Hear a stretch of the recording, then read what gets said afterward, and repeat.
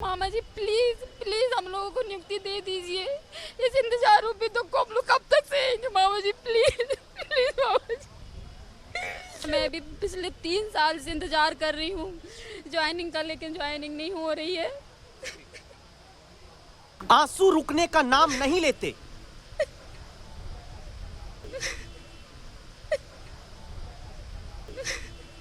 साथियों ने सहारा दिया और उस पल भोपाल की झील में बढ़ते पानी की तरह बहते आंसू किसी तरह संभल गए। आज परिस्थिति ऐसी कि मैं अपने बच्चों की फीस नहीं चुका पा रही हूँ। लेकिन उस दर्द को कौन दूर करेगा जो लहू में दौड़ने लगा है। बेरोजगारी का ठप्पा लगाकर इन बेरोजगारों के शरीर के भीतर सुनिए मुख्यमंत्री जी। प्लीज प्लीज हम लोगों को नियुक्ति दे दीजिए। मैं अकेले नहीं, ऐसे हमारे और भी साथीगण हैं मामा जी। देखिए आप सब बैठे हैं और इस इंतजार में कि नियुक्ति हो जाए तो हम लोग अपना घर परिवार अच्छे से चलाने। सबकी आर्थिक स्थिति बहुत खराब है मामा जी। बहुत आसान होता है जनता से खुद को मामा जी कहलवाकर भावनाओं का रिश्ता बना लेना, लेकिन निभाना शायद आसान नहीं होता। आज तक संवाददाता रवीश पाल सिंह के सामने मुख्यमंत्री मामा जी को संबोधित करते हुए हाथ जोड़कर अपनी नियुक्ति का इंतजार खत्म करने की गुहार लगाती जबलपुर की आराधना झरिया के आंसू आंखों से झरझर भोपाल में क्यों बहने लगे।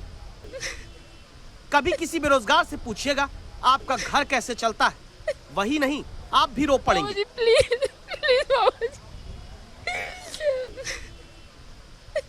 घर की स्थिति तो इतनी खराब हो चुकी है कि अब घर को चलाना ही बहुत मुश्किल हो गया है सर।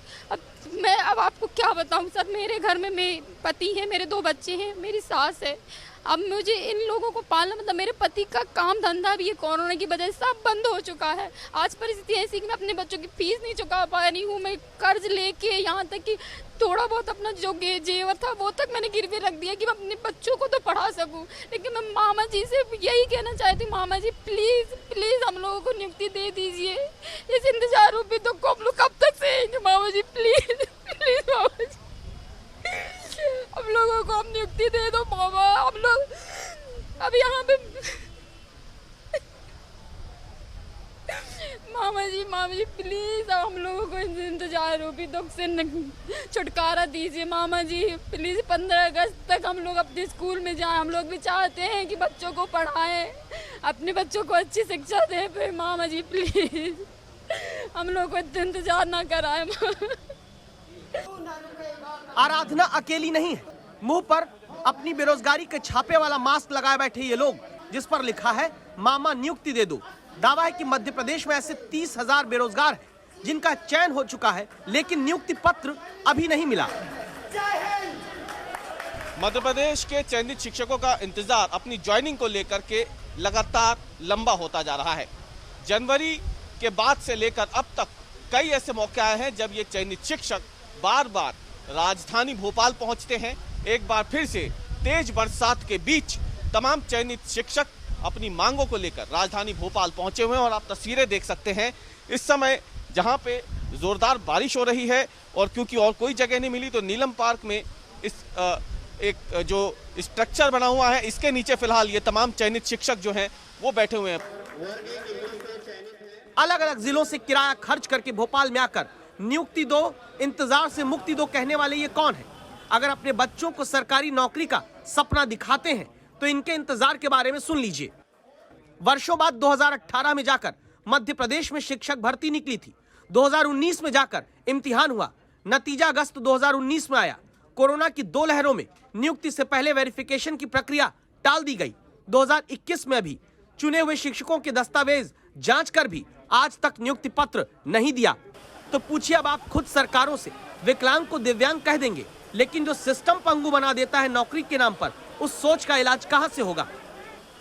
ये जो सहारा लेकर आ रहे हैं देवास के 37 साल के जितेंद्र साधव है। भोपाल घूमने नहीं आए, परीक्षा में चयन के बाद भी 2.5 साल से नौकरी का नियुक्ति पत्र न मिलने पर लाचारगी ने इन्हें यहाँ पहुँचाया है। तो मैं नामात्र कमाता हूँ सर, कई प्रोग्राम वगैरह आ जाता है तो उसमें से 2-4 हज़ार रुपये मुश्किल से होता है, वो भी मुश्किल से किसी महीने में तो 1-2 हज़ार रुपये के प्रोग्राम हो पाते हैं। अगर मेरी ज्वाइनिंग हो जाएगी तो मेरे बूढ़े माँ बाप को का क्या मैं अकेला सहारा हूँ, विकलांग भी हूँ, दिव्यांग भी हूँ, तो उन्होंने मेरे ख्वाब देखे हैं, आए दिन परेशान होते रहते हैं कि तेरी कब ज्वाइनिंग होगी, कब ज्वाइनिंग होगी। आज 37 साल का हो चुका हूँ। 37 साल की उम्र में भी बेटे बेटियां सरकारी शिक्षक पद के चयन के बाद भी बेरोजगार घूमते हो तो परिवार पर क्या बीतती होगी। तो चयन क्यों नहीं हो रहा। मुझे ऐसा लगता है कि कमलनाथ जी सरकार में चयनित हुए हैं, इसलिए इन पर रोक लगाई जा रही। नियुक्ति पत्र दे देंगे। नियुक्ति उनकी होने में या उनकी नियुक्ति पत्र देने में कहीं कोई दिक्कत नहीं है, बस एक कोर्ट का विषय है। वो जैसे ही हमें अनुमति मिलती है ये पूरी प्रक्रिया पूर्ण हो जाएगी। जिस राज्य में सरकार बनाने के लिए वकीलों की फौज खड़ी करके फ्लोर टेस्ट का आदेश लिया जाता हो, वहीं पर अदालत का हवाला देकर चयनित शिक्षकों को बेरोजगार बनाकर छोड़ा गया है। इन चेहरों को याद करके सरकार को इस बात को समझना चाहिए कि विधानसभा के भीतर पप्पू, फेकू, बंटाधार, चोर और मामू जैसे शब्दों को असंसदीय बनाकर आप रोक लगा लीजिए, लेकिन सबसे बड़ा असंसदीय शब्द बेरोजगारी है, जिसे सरकारी अव्यवस्था ने ही युवाओं के माथे पर चिपका दिया। रवीश पाल सिंह, भोपाल, आज तक।